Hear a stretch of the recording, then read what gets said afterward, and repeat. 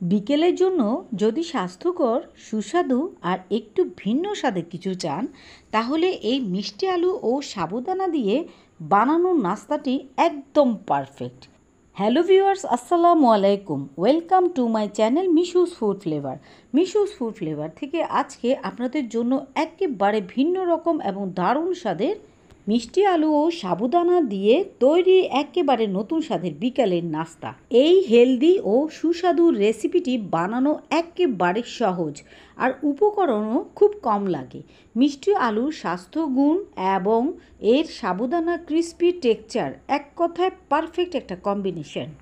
অসাধারণ মজার এই রেসিপিটি দেখার জন্য আপনাদের সবার কাছে রিকোয়েস্ট করছি, আর যারা অলরেডি ভিডিওটি দেখা শুরু করেছেন অবশ্যই মনে করে একটি লাইক দিয়ে পুরো ভিডিওটি দেখে নেবেন। আজকে আমি এই মজার মিষ্টি আলু দিয়ে তৈরি করা স্ন্যাক্সটি তৈরি করার জন্য আমি এখানে 3 টুকরো মিষ্টি আলু নিয়েছি। আর এই মিষ্টি আলুতে কি পরিমাণ পুষ্টিগুণ রয়েছে তা আমি এই ভিডিওতে যতটুকু পেরেছি আমি তুলে ধরেছি। উচ্চ পুষ্টিমান, ভিটামিন এ, সি, বি6 এবং পটাশিয়াম সমৃদ্ধ, অ্যান্টিঅক্সিডেন্টে ভরপুর, বেটা ক্যারোটিন চোখ ও ত্বকের জন্য উপকারী, ডায়াবেটিস নিয়ন্ত্রণে সহায়ক, ফাইবারে সমৃদ্ধ, কম ক্যালোরি এবং বেশি শক্তি, হজমে সাহায্য করে, কোষ্ঠকাঠিন্য রোধ করে আর ওজন কমাতে যথেষ্ট পরিমাণ সহায়ক। আমি অলরেডি এই মিষ্টি আলু 3 টুকরো ভালোভাবে সিদ্ধ করে এর খোসাটুকু ছাড়িয়ে নিয়েছি। এরপর আমি এগুলোকে খুব ভালোভাবে ম্যাশ করে নিচ্ছি। বিকেলের নাস্তায় ঝটপট তৈরি করা এই মজার সাবুদানা এবং মিষ্টি আলু দিয়ে তৈরি করা রেসিপিটি একেবারে সবারই পছন্দনীয় একটি রেসিপি হয়ে উঠবে। অনেক পরিবারের সদস্যরা কিন্তু মিষ্টি আলু খেতে পছন্দ করেন না, ঠিক তাদের জন্য এই স্ন্যাক্সটি। তো আমি একেবারে সহজেই আজকে এই ভিডিওতে স্টেপ বাই স্টেপ তুলে ধরেছি কি কি উপকরণ দিয়ে আমি এই মজার স্ন্যাক্সটি তৈরি করেছি। আমি এই মিষ্টি আলুগুলো ভালোভাবে ম্যাশ করে নিয়েছি। এখন এর মধ্যে আমি কাঁচামরিচ কুচি দিয়ে দিয়েছি বড় একটি পেঁয়াজ কুচি করে, আর ধনিয়া পাতা কুচি দিয়ে দিয়েছি।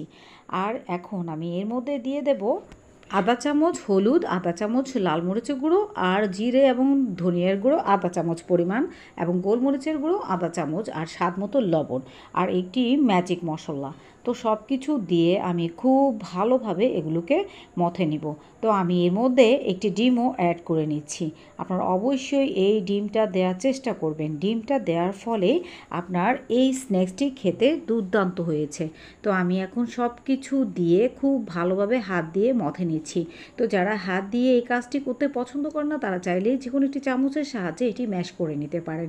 এখন এর মধ্যে আমি 2 চামচের চেয়েও সামান্য পরিমাণ বেশি কর্নফ্লাওয়ার দিয়ে দিচ্ছি। কর্নফ্লাওয়ারটি দেওয়ার ফলে এটি খেতে যথেষ্ট মুচমুচে হয়েছে আর এগুলো ভাঙেও নি।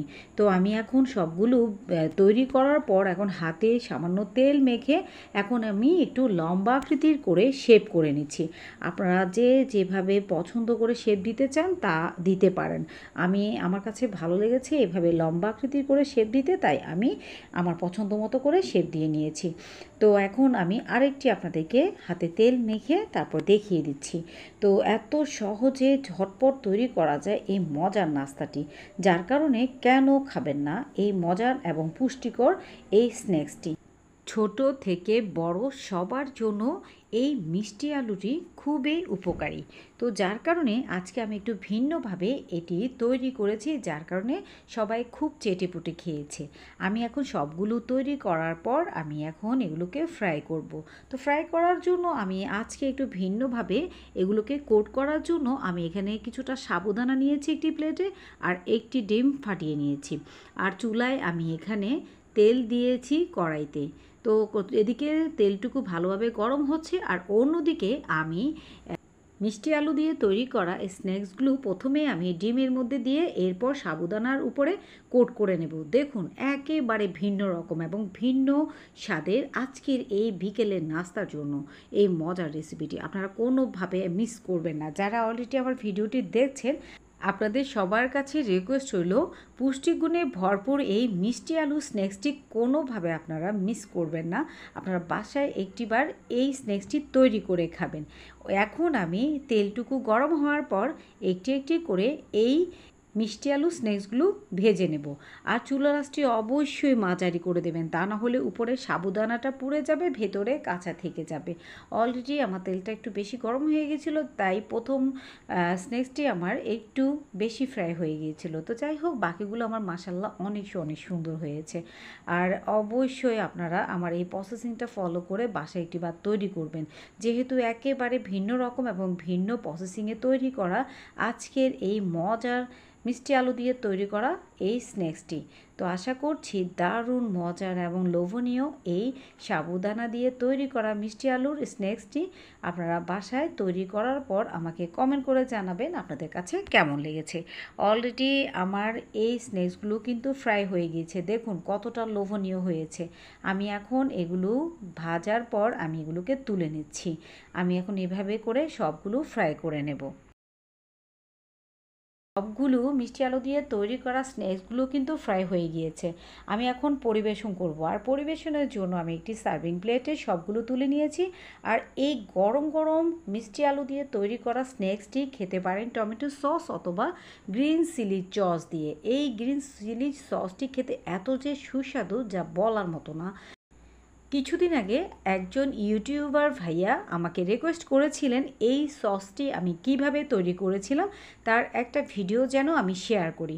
তো আসলে সময়ের অভাবে আমি এই সসের রেসিপিটি শেয়ার করতে পারিনি, তবে ইনশাআল্লাহ টুডে অ্যান্ড টুমরো আমি এই সসের রেসিপিটি দিব, শুধুমাত্র এই ভাইয়া রিকোয়েস্ট করার কারণে।